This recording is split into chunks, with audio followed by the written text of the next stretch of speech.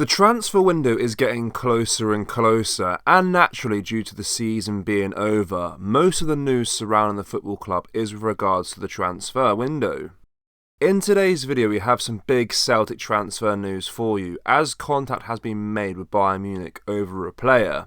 Not only that, but we'll also go over all the latest Celtic news from the last 24 hours. There's so much to cover in today's video. And hello everybody, welcome back to the channel. Before we do get into today's video, as always, make sure you do drop a like on this video and subscribe to the channel for more Celtic content. Much of the talk surrounding Celtic this summer has been about securing the permanent services of lone striker Adam Idah. The Irishman came in the door at the beginning of February and made an almost instant impact, scoring twice and assisting another in his first two games. As his initial time in Glasgow went on, the 23-year-old became even more influential. Idah has a knack for scoring in colossal games. It was his late strike which practically won the Hoops the double against Rangers last weekend. Rightly so, the majority of fans want him back in Glasgow next campaign, but one player there seems to be a tad more debate over is Paulo Bernardo. Signed from Benfica on loan just under a year ago, the Portuguese midfielder has proved himself to be a more than viable option. He particularly hit form around New Year with a goal in the Glasgow derby, and despite being replaced in the team by Raul Hatate towards the latter part of the campaign, the 22-year-old still has made his contributions. His strike away to Livingston in the league was supreme, as was his impact in the Scottish Cup final. The player is happy in Glasgow and wants to stay with Celtic, but the club are reportedly weighing up whether they will pay the £6 million for his permanent services. Whilst it would be a shrewd piece of business to sign a player who has potential and wouldn't need a settling-in period, Chris Sutton is backing his old team's cautious stance. He said, "I can understand Celtic hedging their bets with Paulo Bernardo. They could have just hit the button on the buyout clause, which is believed to be around £6 million, but I wouldn't blame them sitting tight to either get him cheaper or see what else is out there." He took a long time to get fit, then had a really good run of form around New Year. He tailed off a bit when Raul Hatate was fit again, but then you look at the impact he made in the Scottish Cup final. Bernardo has a few rough edges, but Rodgers will back himself to polish him up. Just a quick one, boys and girls, to tell you that we have a new drop available on our website. We have the Brendan Rodgers Pope tee, along with the Celtic Ultra t-shirts. Do browse the collection by going down to the link in the description, or going to celticapparel.com. Anyway, let's get back into today's video. It's only been a week since Celtic last took to the pitch, and the withdrawal symptoms are already settling in with the fans. The longing for football will be elevated as the team returns to pre-season training, which is still over a month away, but for many supporters, the real anticipation builds towards the first league game of the new season. Last season, Celtic clinched a memorable league and cup double, finishing 8 points clear of their closest rival Rangers. The race was tight until the split, but Celtic managed to surge ahead decisively when it mattered most. Impressively, they remained unbeaten against Rangers throughout the season, securing 4 wins and a draw in those fierce derby clashes. As we look ahead, there are 3 key dates that Celtic fans should mark on their calendars. Fixture release day, Thursday, June 27th at 9 AM. The SPFL will unveil the fixture list, which will reveal Celtic's opponents for the season opener, where they will raise their championship flag. This day also sets the stage for the first derby of the season, which will take place at Celtic Park. Premiership kick-off, weekend of August 2nd, 3rd or 4th. The league action kicks off and Celtic Park will yet again be the scene of the celebratory Flag Day. Champions League Match Day 1, September 17th to the 19th, 2024. Celtic's return to the Champions League group stages is earmarked for mid-September. This season is particularly significant as it represents the last year that winning the SPFL guarantees a spot on the group stage of the competition. A Thursday game could be on the cards. Celtic are on the market for a goalkeeper following the retirement of Joe Hart just over a week ago.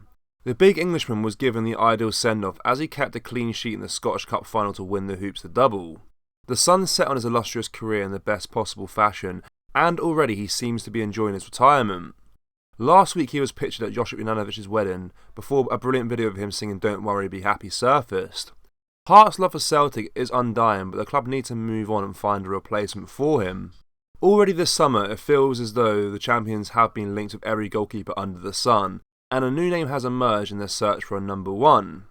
According to German outlet Bild, the boys have inquired to the Bundesliga giants Bayern Munich about possibly signing their young stopper, Daniel Peretz. The 23-year-old joined Bayern last year for €5 million from Maccabi Tel Aviv. Israeli but also eligible for Germany, Perez has registered just 2 appearances since moving to Munich. He has failed to get ahead of the veteran duo Manuel Neuer and Sven Ulrich and thus will leave this summer. Despite this, he has 4 years remaining on his contract in Munich, and any departure looks like it will be a loan.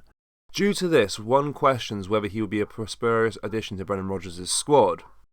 The Hoops need stability between the sticks and cannot rely on a temporary fix in such a key position. VAR has been the bane of every Celtic fan's life since its inception almost 2 years ago. Brought in to help eradicate what the media once labelled as honest mistakes, the new refereeing technology has, in my opinion, caused more controversy than it has solved. If it's not ambiguity over the offside rule, it's the inconsistent interpretation of dangerous play which results in red cards to players. Celtic have been a victim of both of these instances, but none more so than the VAR ruling that Michael Stewart has told the new SFA head of referees, Willie Collum, to make his sole focus in the early days of his new role at the National Association. The handball rule is one that has frustrated the Celtic fans to no end since the introduction of video referee technology back in October 2022, and Stewart sounded exasperated when he said Collum needed to fix that first before any other refereeing issue in Scottish football. Stewart said, "Sort out the handball, that's a headline thing for me. If you look back to when compliance officers came in, it was like a flurry of activity and then it died away.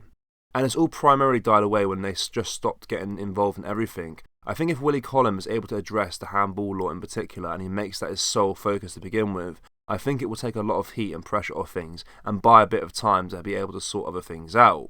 So rather than deal with everything once, I will be focusing on the handball law in terms of how it's interpreted and sorting that out, and then it will give them time to address other things."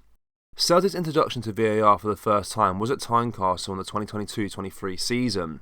James Forrest was in the Hearts penalty box when their defender handed the ball to stop an attack. After a VAR review, no penalty was awarded.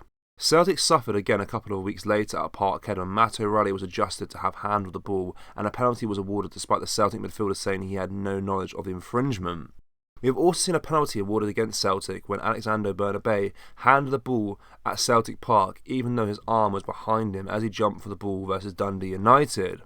And the same type of call happened at Tynecastle just this season when Iwata was remarkably penalised by yet another dubious penalty call after the VAR operator that day, John Beaton, stepped in. If Coleman can get this flimsy law fixed, it will definitely go a long way to building bridges, not just between Celtic and the match officials, but the whole of Scottish football. Celtic fans, what do you make of what we discussed in today's video?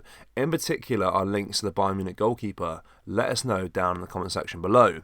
That does bring us to the end of today's video, guys. As always, make sure you do drop a like on this video and subscribe to the channel for more Celtic content. Remember, we have released our brand new Celtic t-shirts. You can find them at celticapparel.com or just check the link down below in the description. Thank you. Take care. Bye-bye.